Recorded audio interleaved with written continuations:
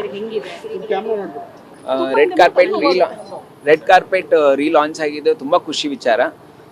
Collections ಮಾತ್ರ ಅದ್ಭುತವಾಗಿದೆ.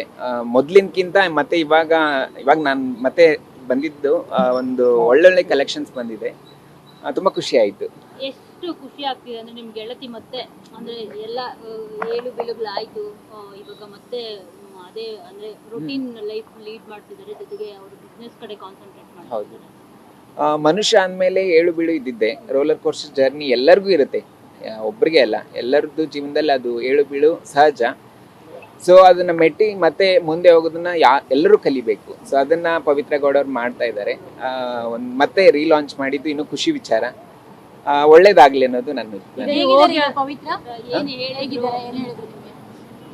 ತುಂಬಾ ಖುಷಿಯಾಗಿದ್ದಾರೆ. ಅಂದ್ರೆ ಇದ್ದಿದ್ದೆ ಅದು ಒಂದು ಬೇಜಾರು ಇದ್ದೇ ಇರುತ್ತೆ.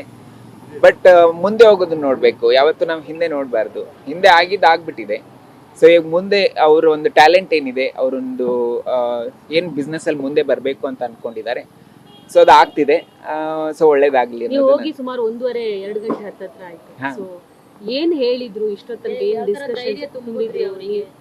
ಧೈರ್ಯ ಅನ್ನೋಕೇನು, ಅವ್ರು ಆಲ್ರೆಡಿ ಧೈರ್ಯವಾಗೇ ಇದ್ದಾರೆ. ಯಾಕಂದ್ರೆ ಅವ್ರು ತಪ್ಪು ಮಾಡಿಲ್ಲ ಅನ್ನೋದು ಅವ್ರಿಗೆ ದೃಢವಾಗಿದೆ. ಸೊ ಹಾಗಾಗಿ ಅವ್ರು ಎದಕ್ಕೂ ಭಯ ಪಡ್ಬೇಕಾಗಿಲ್ಲ.